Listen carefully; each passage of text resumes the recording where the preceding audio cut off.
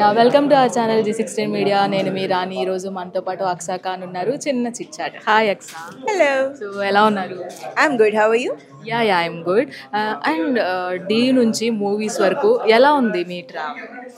చాలా హ్యాపీగా ఫీల్ అవుతాను అండ్ చాలా ఎమోషనల్ జర్నీ కూడా బికాజ్ నేను వేరే ఊరు నుంచి వచ్చాను. I'm from MP Bhopal. నేను ఒక హిందీ అమ్మాయిని, కానీ అప్పుడు కూడా నా టాలెంట్ చూసి తెలుగు ప్రేక్షకులు నన్ను యాక్సెప్ట్ చేశారు.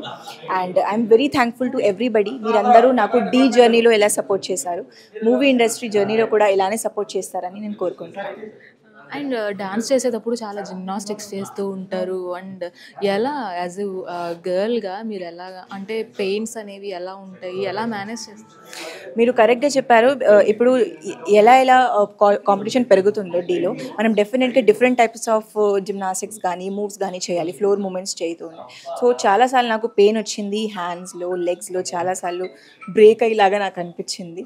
But I have never give up because లైఫ్లో అప్స్ అండ్ డౌన్స్ ఉంటాయి. మనం కొన్నిసార్లు అనిపిస్తుంది that difficult is life is, but నేను చాలా హార్డ్ వర్క్ చేశాను. మీరు అందరూ చూశారు అండ్ అందుకే ఎంత ప్రేమ ఇచ్చారు నాకు, ఎంత సపోర్ట్ ఇచ్చారు.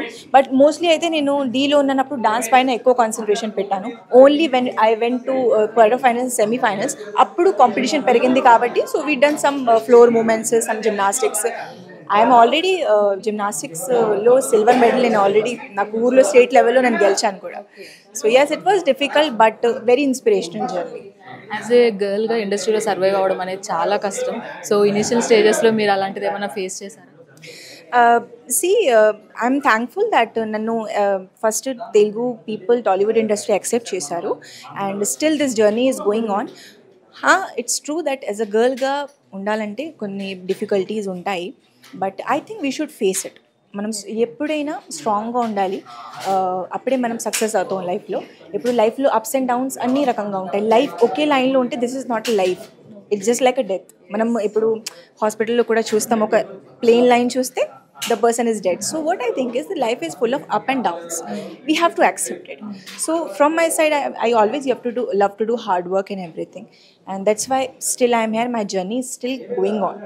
So I am very thankful, and I'm just saying to all the girls is be strong. And మీరు ఏ గోల్ పెట్టుకున్నారో మైండ్లో అది మీరు తప్పకుండా సాధిస్తారు. Just be patient, be strong, do your hard work, that's it. And real life పక్కన పెడితే real life, how is your real life? And marriage కూడా అయ్యింది, సో ఎలా?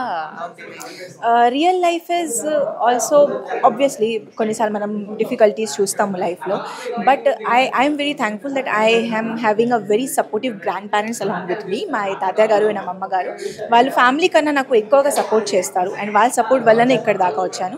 So my family life is also good. Thank you so much. Thank you so much.